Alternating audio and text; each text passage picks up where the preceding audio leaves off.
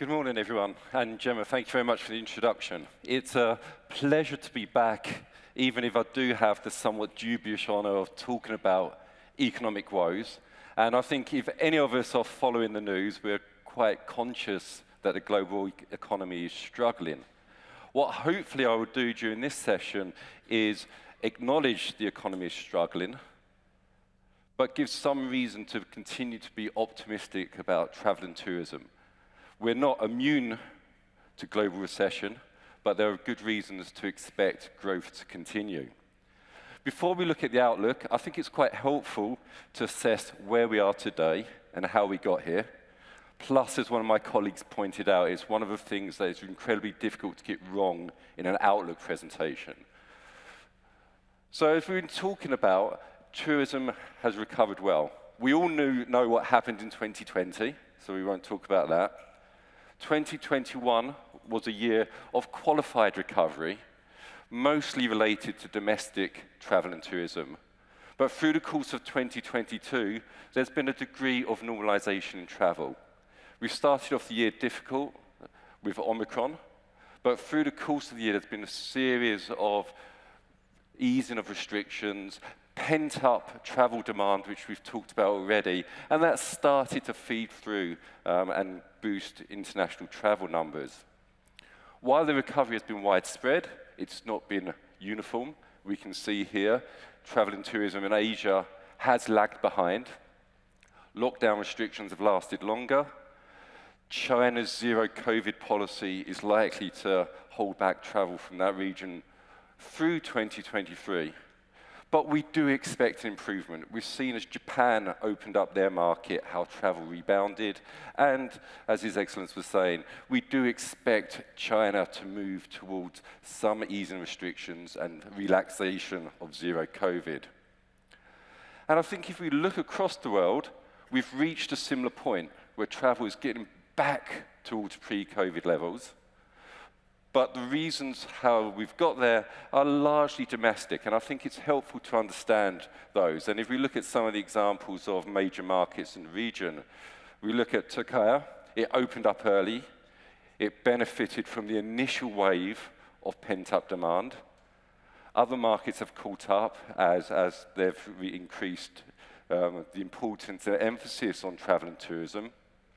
Morocco had a good vaccination program, but lockdown during Omicron and travel and tourism fell back. The UAE, as we've been talking about, has been managing the crisis well. There's been a significant boost associated with Expo 2020. We expect Qatar to see similar, and indeed Dubai and UAE to benefit from the World Cup at the end of the year. And Saudi's recovered strongly as we've seen a return of religious tourism. And if we look at the structure of the market, it also helps understand why countries have recovered as they have. Turkey's really benefited from European economy recovering. That pent-up demand I mentioned earlier. More recently, it's been hit by the Russia-Ukraine crisis and trials and tribulations more broadly in Eastern Europe. Morocco has also benefited from the Western Europe recovering, also benefits from some African travel. Typically, what we've seen during the recovery is visitors favoring short-haul travel. So in the region as a whole, we've seen quite a lot of benefit from intra-regional travel from Middle East countries traveling through. We mentioned it earlier how Oman and UAE are significant markets for other Middle Eastern travelers. We can also see that the UAE, Saudi Arabia, Oman will struggle a little bit from the weakness in Asia, and that will take time to come through and benefit. You've probably noticed I've mentioned a couple of times pent-up demand. I promise I won't talk too much economics here, but this chart is quite helpful in explaining it. We use Eurozone as an example, but really any advanced economy in the world could be used here. And what this shows is for total consumption growth, and clearly travel and tourism is a huge discretionary consumption choice, how consumers, in this case Eurozone, have supported it. So we've seen there's been modest income growth, as we've seen good, strong employment, but this has been more than offset by inflation, the 11% Gemma mentioned earlier, which reduces the spending power. But what we've seen is accumulated saving from 2020 being drawn down, and households have been spending that savings, keeping demand going despite the inflation outlook. But I think it's fair to say that that pent-up demand has pretty much been exhausted. There's a degree, as we saw from the initial charts, that travel normalization is almost there. So that means the outlook for travel and tourism is much more dependent on the economy as a whole, income growth, GDP growth. And as the title of the presentation says, that is a worrying time. We look at the global economy. All through the year, growth has slowed. If we look at Q2, the Chinese lockdown really hit growth quite hard. Looking forward, and the chart on the right-hand side shows one of the high-frequency indicators that suggest trends in GDP growth are going to slow going forward. And our outlook is to expect recession in the US, a number of European countries in the beginning of next year. China continued to struggle with its zero-COVID policy. And typically at a global level, if GDP growth is slower than population growth, we expect that, and we call that a global recession. And as you can see from the chart on the left-hand side, we expect the global economy to be in recession at the beginning of next year. And this chart really summarizes the reasons. Not a lot's gone that well for the global economy over the past year. We had high commodity prices. We had supply chain disruptions mentioned around China. We've had Russia-Ukraine crisis. And that's really caused an inflation push. And we have high inflation around the world that we've not seen for 40 years. And that means central banks, despite the weakening growth outlook, are tightening interest rates. The US Federal Reserve, and that's important for this region because we follow what the Fed does, is likely to increase interest rates by 425 basis points during 2022, and do a little bit more at the beginning of next year. The Bank of England and ECB following the same trend, but slightly behind. But that's a lot of monetary tightening to go through the system, and will slow consumer spending. And this feeds back into other factors that could impact on the travel and tourism region. Commodity prices have been high. They've fallen back. If you were listening to the radio on the way in, Brent crude is at its lowest level during 2022, but it's still at $80 a barrel, which is going to mean aviation fares are relatively high. And it also means underlying inflationary pressures will persist. And clearly the Federal Reserve's policy means strong dollar. So we've seen the dollar at its highest level in 20 years. That has an impact on tourism flows. Clearly those dollar markets, which we include here in the Middle East, given the pegs and currency, become less competitive, more expensive, although that continues to be a challenge and an additional headwind.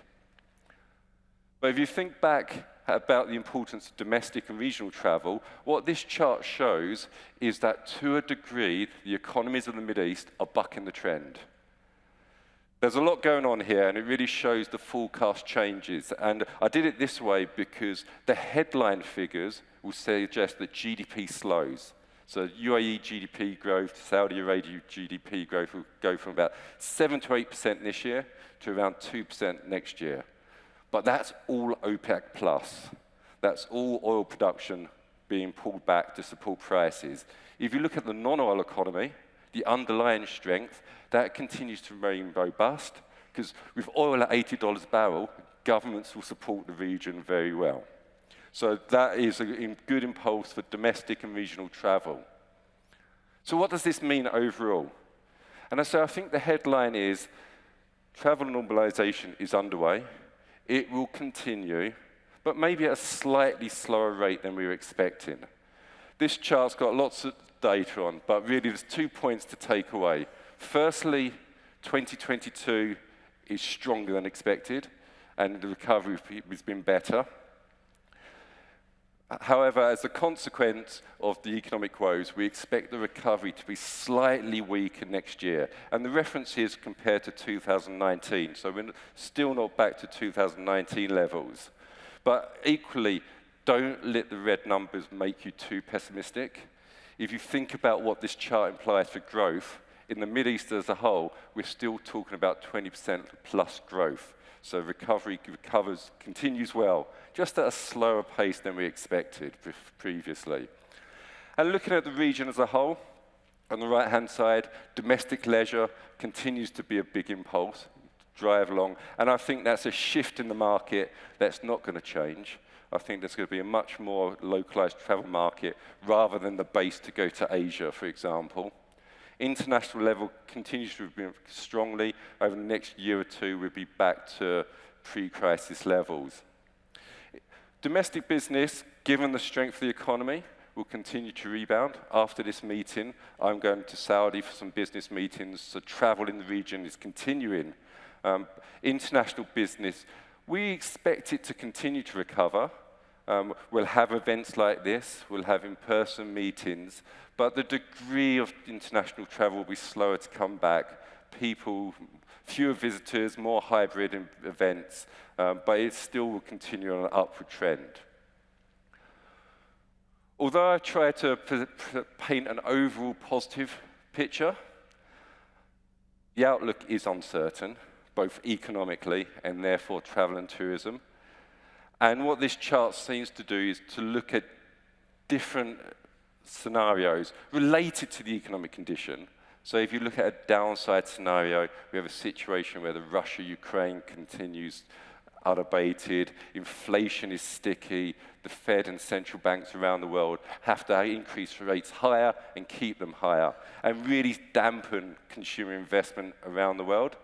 And in such a situation, that could push back the recovery in international business or international travel by a year or so.